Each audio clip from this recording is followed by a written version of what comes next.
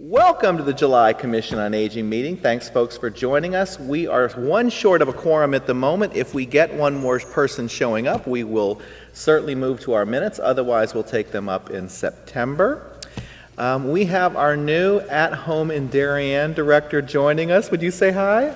Hi, everybody. It's great to be here. Thank you for having me. And your name, sir? Chris Jones. Chris Jones, thanks so much for coming. We're so welcome you have. You've got some big shoes to fill. But nevertheless, it's awesome. At Home in Darien has been such a wonderful thing for our town, and it's going to be awesome to have you as our new chair. Great. I hope to continue what's been built and spend some time with all of you. Awesome. Thank you so much for coming, and we'll come to you for a report a little bit later in the meeting, just to let us know what's going on. That's awesome. Thank you so much for coming. Great. So the other factor is Allie can't be here today. Allie has an issue, so as a result, she'll come back in September and give us her reports. And so we'll turn it over to Beth. Beth Paris, welcome. And tell us what's going on at the Mather Center. Well, we had a wonderful, July's not over yet, but the celebrating National Ice Cream Month all month has been a huge success. Brought people into the building that haven't been back to the building, which is good. We are up to 423 waivers, which means that 423 different people have been into the building since last June, since we opened with all the protocols. We have gone now to weekly programming. People can go back to dropping in. Monthly programs they still have to sign up for, which that was the way that it was before anyway. Our last big event, if you missed anything, I don't know where to look in this room for the camera. Sorry guys, I'm looking everywhere. Will be Thursday the 28th, which is Ken Capetta and the Cones. So at that one, obviously, we're giving out ice cream cones. At the movies, we did sundaes. It's been great fun because nobody's known what ice cream was going to be paired with what event. So it had a lot of people coming just for the surprise factor. But that'll be the last one that we do for July. The August issue of Highlights and Happenings is out. It's online. It's in center. We're asking people to pick it up because we are closing the week of August 22nd for cleaning and maintenance and repairs that need to be done.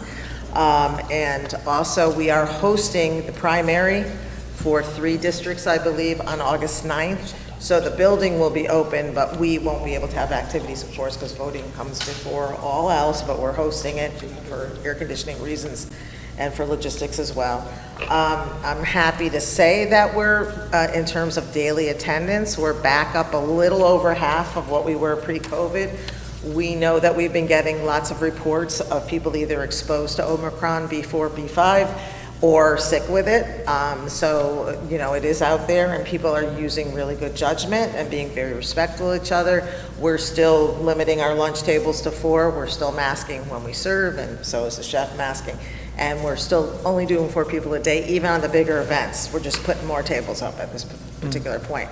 But we are planning for a full fall. We're hoping to have Thanksgiving back. We're hoping to have Oktoberfest. And so we're planning for all of that, hoping that maybe the vaccine that's going to be coming out in October or November will help people feel a little more freer too. And again, people you're safe if you want to keep your mask on, but we're all supportive of that. So there's no pushback for anybody who feels like they feel more safe with the mask on. And I think we only have like 3 instructors right now that are requiring masks in the room, and everybody's been compliant with that as well. So we're moving along. I mean, in terms of, even though August is our lightest month for scheduling, we still have quite a few things scheduled. And so we're already scheduled into December at this particular point, which is what we used to do. So it feels good to not know what month I'm in again. Right. Because that's what it should be when you're doing all this program planning. And then a fair amount of people just keeps happening, so that's why I keep reporting it, are bringing their loved ones into Darien. So either to live with them or to explore the assisted livings in the area. So there's an uptick of family work that I've been doing in terms of just the information and referral, talking to people from, believe it or not, Hawaii, Mexico, California. This is just this week. So that's why it's right on my mind, that are bringing moms or dads and they really want to know what's going on. And there's people that are going online more, looking at the newsletter and calling and having questions, which is really, really wonderful. You know, it's almost like people are a lot more informed and they want to have their mothers or their grandparents, in 2 cases, closer to them. So just to let you know. So at home, there'll be more for you to do as time goes on. And I had the pleasure of meeting Chris. We've already had a meeting, and we're going to start meeting again on a monthly basis, probably in the fall, with Ally. So Awesome. Well, that triple-headed great combo, okay, that to have at home in Darien, the Mather Center, and Ally together was such an amazing thing for our seniors. I'm not sure any other town really can match that. And good for us. I Yeah. mean, in terms of, because we're tag teaming all the time. Chris actually called me on my cell phone yesterday, or the day before, about someone. So it's just like, we're in connection with each other, especially for people who have needs. Awesome. So, Fantastic. Yeah. Great. Actually, that gives me a chance to turn it over to Chris. Chris, tell us what's going on at home in Darien. Sure. Well, mostly I've been focused on onboarding. There's still more that I don't know than I know, but I have had a couple of meetings with some very key people, as Beth mentioned. It was great to spend some time down with Beth and understand the relationship and how to move forward together in sync. And I want to make sure that there isn't any blip, obviously. I think the most noteworthy thing that I've seen just happened. We had our second driver, and that's been fantastic. Last week was his first week, and we've been very fortunate to have Jane Matthews for a number of years, who is a treasure that I've seen. I went out and rode with her the first week to really get a sense of the process and certainly the people. And Jane was fantastic. Everybody knows her, so deeply. And our new driver, Andrew Burke, I think is going to be that male version of Jane. He's got a great background, great attitude, has already come to the table with some ideas. So that's very exciting. I don't have some statistics, but the past 2 weeks we've been up. We just had 3 new riders this past week who've come on board, which was nice. So I look forward to working with the full network and seeing how we can continue to evolve. And obviously with the board, I've been very fortunate to work with Jim and Susan closely already. So I will continue to lean on them as I get up to speed. And Peter, I've had a background with Peter 20 plus years. He was a boss of mine many years ago. Wow. in an advertising agency in Stanford. So we've got some history there. I was thinking, I was thinking on the way over that when we worked together, we had a team, I think, of about 54 people, at least when I was there, right? And Ed McNamara was 92, right? And he was the oldest of the guys on the staff. And then we had a whole group of people in their 20s. Most of them were in their 20s and 30s, like Chris, and then there were some of us in our 40s and 50s. So, Chris, it's gone from 54 in that range to 3,500 of us now in the 60 plus. So I'm going to be working with you again, but a completely different focus. Wow. And we're delighted to have you. Very cool. I did not know that connection. That is awesome. Very, very good. Thank you, and welcome. Great. And then since we moved it right on, Peter, talk to us about what's going on as far as the legislature and other things. I know that Terry Wood put out a legislative research special report.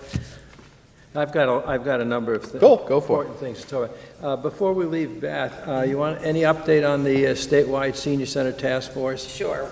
We are meeting again August 19th. We had a meeting on the 6th with Senator Kathy Olson, who really was the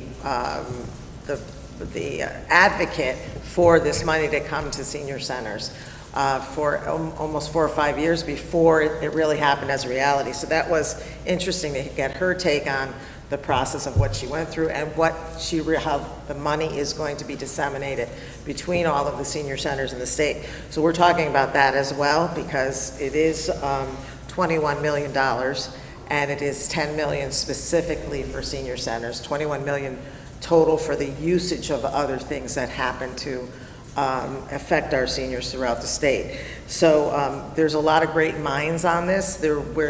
Peter was part of this last discussion as well.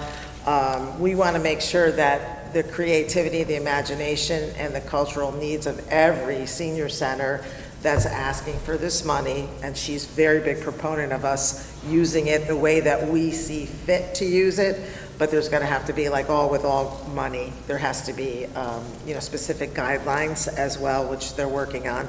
And they're also still working on the job description for the senior center coordinator, who's going to be the liaison for all of the senior centers, and part of the monies of what she's going to be doing.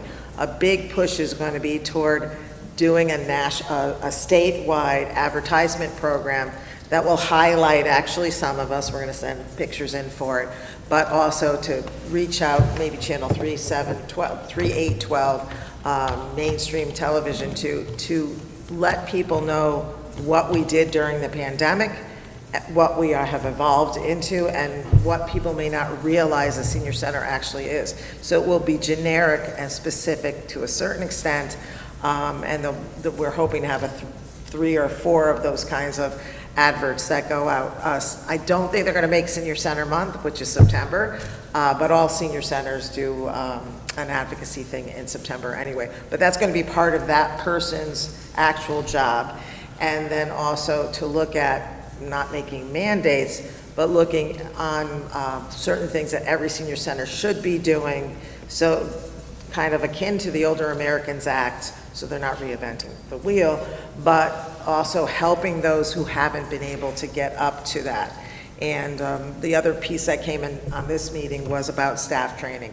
I actually kind of brought that up because not everybody has staffs at the same academic level or the same ability. And since mental health issues have become so forefront, every senior center seems to be at a place where people are still a little apprehensive about coming out or have been affected, so they're afraid of coming out in general, not only to senior centers, but interacting with their communities. So it's something that we want to work on as well. So there'll be a mental health piece to that too. So, Right. Peter, did I leave anything out?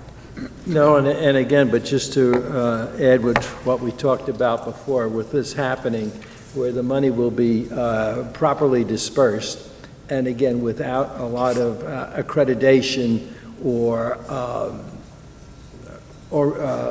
certifications. The thought is to get the best of the senior centers, of our 159 senior centers in this state, working together and seeing who needs the help, and then putting together measurable programs to see it. It's a great opportunity, which is a first time for Connecticut. It's a first. Awesome. Great. Other questions for Beth? I should have asked that question earlier. That's okay? It's another hat. It's another It's hat. just the other hat. Hearing none, we'll circle back to Peter on the legislative stuff. Okay, well, you mentioned, Joe, that Terry Woods yesterday in one of her general mailings called attention to the acts affecting seniors. So this is, again, I don't know where the camera is or if it can see us. This is a compilation of all of those acts. And it's really quite extensive when you consider this was a short session to start with. And this was also a session which was pretty much run by executive decisions. So it was far from a normal section. And yet a lot has been accomplished. A lot has been accomplished. One of the things is that community ombudsman. So senior living facilities have had an ombudsman for years, but not in the community. There's going to be an ombudsman now, again, to protect seniors as a part of the state organization. Nutrition and assessments, again, and I'm not going to go through these, just read them, but nutrition and assessments, again, there's some synergy going on because of the $10 million allocated, $21 million allocated for the state. $2 million has been allocated for senior nutrition, and it's going to, I think that's great. So it'll expand Meals on Wheels programs, or drive-by lunches, as I said last time, even perhaps senior vending machines, where there'll be vending machines. But again, so there's funding here, and that's a program that's moving forward. There's a little bit of confusion on the renter's rebate program as it's written here. It might conflict with, for Darien, our renter rebate program. They may be talking about something else. And I'm sure Ally can provide clarification. The renter's rebate program is on, it's closing on September the 30th for this year, but there will be one for next year as well. And then on the back end is what's down the line. which is studies, task force, and working groups. So the task forces, which is like sometimes kick the can down the road, but hopefully we don't kick the can down the road and we do something about it. But the topics will be assisted living services agencies, homemaker companion agencies, a study on Medicaid community spouse protected, which is very, very important, right? Working group on managed residential communities. I think, again, with everything that happened in COVID, the tragedy of all the deaths in those institutions has put an increased focus, as it should, and it should be now when we don't have that pressure on us at the moment. And then, of course, the last one, pension and annuity tax exemption acceleration. So we have accelerated what we as seniors get from extension. It's still not enough. We need to accelerate it more and expand it. And again, there's going to be a program on that. Awesome. So that's that area. But I probably can't take any questions because I've just read it as you have, and again, there's people a lot more expert than I am. But let me talk to a couple of other very important things, and that is voting. Okay, very important. So last week I was part of a orientation program, AARP, on what we're going to do on voting this fall. The theme is going to be Voters 50 Plus, Our Voices Decide. And there's going to be a real hard push by AARP, Connecticut, and at the national level on getting more voter involvement. And as you know, seniors vote more than any other group of people, but you know what? We still don't have enough seniors voting, so the push is going to be on that. So let me talk about the primary. The primary is Tuesday, August the 9th, okay? And I don't know if you saw when you drove in this morning, if you parked up here, but the ballot boxes are ready outside the door, okay? And yesterday is when it kicked off.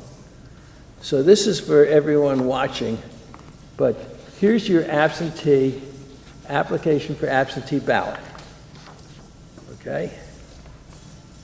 And Kathy and I went a week ago and filled it out because we're not going to be in town on August the 9th. We're going to be, God willing, on Block Island. But I want to tell you what you do. So you go to town hall, or you can call them, and you ask for an absentee ballot application, and we just pulled up a chair in the town clerk's office, and we filled it out, okay? And the reasons for voting absentee are my active service in the armed forces, my absence from town residence, my sickness, my religious tenets forbids secular activity on the day of the election, and my duties as a election official would keep me from voting in my. So we fill that out, and the ballot will be mailed to us in the next week. We will vote. And then with that vote, we will either drive up and just throw the ballot in the box, or we can return it by mail, or we can walk it into the town clerk's office. So there's really no reason whatsoever not to vote. And so we say, well, why this year, right? For our town, it's very, very important this year. And let me give you two reasons why. And we, as a commission member, or as a commission, cannot endorse any candidates. That's not our role, but we can talk about what's going on. So our town has two related officials running. Terry Woods is running for the Secretary of State, and I'm going to come back to that in a minute.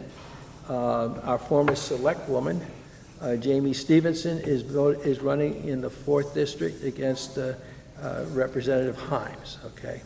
So again, it gives us in our town an opportunity to vote for people and issues that we know. Now, Secretary of State is very, very important. And again, you can go online, as I did, and I said, what are the duties of the Secretary of State? And it's really fascinating what the duties are. Okay? And primarily this year, why it's so important, because the Secretary of State, among a lot of other duties, is responsible for voting, for the process of voting. And as we know, this is a very contentious area, not necessarily in our state, but in other states. And there's going to be a lot of things happening. And again, in our state, for example, in November, on the ballot is going to be a ballot question that will ask us whether or not we want to continue absentee balloting. Okay? It was on our ballot some 15 years ago, but it was written, in my mind, so confusingly that you couldn't really figure out to vote yes or vote no. Well, this year, folks, it's going to be very clear. So if you want absentee ballots in the state, you're going to be able to say yes, and if you don't want, you're going to be able to say no. Is it going to happen next year? No, because it has to happen a couple of times, but it's a start. So very, very important. When you say absentee ballot, are you saying that you, I think you always have to have the ability to vote if you couldn't be there. Is it the no excuse absentee ballot? Right. Is that what we're talking In other about? words, you're right, Joe. I mean, the definition prior to COVID was very, very constrained. Right. And COVID opened up that definition, and we saw, at least at our state, that there were no malfeasance in Right. any of it, right? And so, Right. and the percentage of people voting went up, right? So I mean, so that's the right thing. The percentage of people voting went up, right? The Secretary of State, again, that was a bit in question because the incumbent had to leave early because of dealing with a family illness, and there was a concern that it become a political appointment, and we did not want that to happen. And the good news is it did not happen. So Governor Lamont appointed Mark Kohler as the Secretary of State until the election is over. And Mark Kohler retired this year following a 30-year career in the Connecticut office of the Attorney General. Wow, yeah. And his responsibilities included overseeing election matters, charities, gaming, and federal and Indian tribal issues. I think the last one doesn't affect us here. So anyway, so we have in place, I think, a very valid appointment, and hopefully the person that wins that position will also be. And again, Terry Woods, as we know, is a contender for that position. Yeah, it's always fascinating. I'll put out my TV 79 appeal once again to allow unaffiliated voters to vote in primaries, because the only people who can vote in these primaries in August are, in fact, if you're a Republican, you can vote in the Republican primary. So for Terry and Jamie, they want every Republican to show up they can in Darien. And the Democratic primary, only Democrats can vote. Right. So at the end of the day, those of us who are unaffiliated are disenfranchised for this purpose. So, for example, I couldn't vote for Terry. I can't vote for Jamie. So long story short is that in some states there are open primaries. Connecticut is not one of them. But hopefully someday they will open these primaries. Any questions on any of that?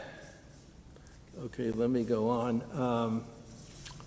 There's been no further town response to the ARP walkability, so that's still hanging out there.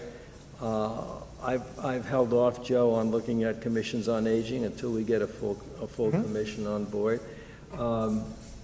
But you know, I was thinking, and I'm glad Chris is here, and Beth, we can do things on walkability without waiting for the town, and we have done things on walkability. I remember there's a walking program at the senior center.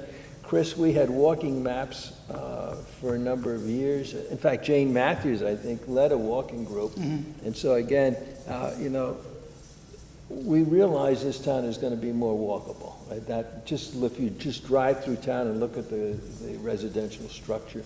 And so we want to prepare and say, okay, let's make it more of a walkable community. Again, there walking maps exist. Again, maybe you can look at finding volunteers and, again, putting that together as a program, just as to start this, move this along. Because the more pressure we have on people saying, hey, I'm walking, the more the town may have to pay attention to what happens on the streets and the sidewalks in the days and the evenings to deal with walkability. Exactly.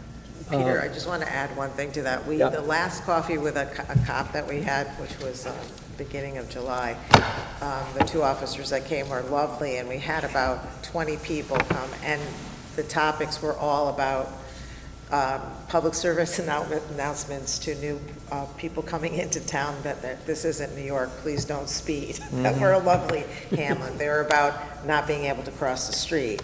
They were because of timing. They were about distracted driving. Everything that they asked about was related to the roads, even not only walkability, but even driving, feeling that drivers were too aggressive, that kind of thing. So it was interesting to hear that that was the prime concern for that actual meeting, and it was handled very well by the officers as well. But it is definitely a concern for people, that even now in terms of their own safety, feeling like they're not safe to get across the street because somebody's distracted. So, it's an issue. It is definitely an issue. I'm just validating what you're saying. I want to come back to one other voting issue, Joe, and that's poll workers. Oh, yes. I was very surprised. In fact, I pretty much laughed pretty hard about it when I was in the senior center and I saw a sign in the senior center saying, "We need poll workers." Now imagine that. During COVID, we had a lot more young people show up to work the polls because they were chomping at the bit to get out the door. But now I guess that's gone, and so it's back, and we desperately need poll workers. And I guess I'm talking more to the folks watching us on television in saying, we need poll workers, folks. It's an obligation. It's an easy job. You get to meet your neighbors. It's very important. You even get a little bit of money, but you're never going to get rich on it. But we need poll workers because, again, that's a cornerstone of democracy. And why should it fall on the shoulders of seniors to provide that? So I just I agree. throw Yeah. that out. I appreciate that, yeah. It is always cool to see when you come in to vote, various people, yourself and others, that are working there, and it's really neat. It shows the community volunteers that we actually have, which are great. Last thing, I want to talk just for a couple of minutes about the Blight Review Board, which Jim served on, and I'm not sure I even want to thank you for passing me onto the Blight Review Board, Jim, but I'm doing it. Three interesting things happened in this last week, and I can talk about it because it's public knowledge. It was on Channel 79, so you can look at it. Number one, we are going to have to share the pictures of the blighted properties that we are looking at with Channel 79, because again, the Freedom of Information Act. So we discussed that, and Channel 79 and Jim Cameron is terrific as always. We're going to look at the technology for doing that. So that's going to be done. However, we will not identify any of the properties. Good. Because we were talking about it, and somebody said, well, maybe it's a good way to shame people. And we said, no, the board is not interested in shaming. The board is not interested in punitive measures. The board is interested in resolving these issues and helping people. So that was number one. Number two, someone has asked that the Blight Board's responsibilities be increased to commercial properties. Yeah. Which is not going to be an easy thing, but again, if somebody is, feeling that that's a real issue in town, so we're going, but the charter of our board says residential properties only at the moment. So we're going to hear from council as to what might be involved in that, and if so, how we might proceed, or if we decide to handle that at all. You're going to have to, if that's the case, you're going to have to totally change the infrastructure of the Blight Committee, and you're going to have to expand the Blight officers' responsibilities and hours. It just will not work. Yep. It's difficult enough as it is trying to just do the residentials. That's just a huge undertaking, huge. I completely agree with you, Jim. I truly do. And so, but again, someone's asked, so we're going to take a look at it, but yeah. Peter, how many properties are there currently? Considered as blight,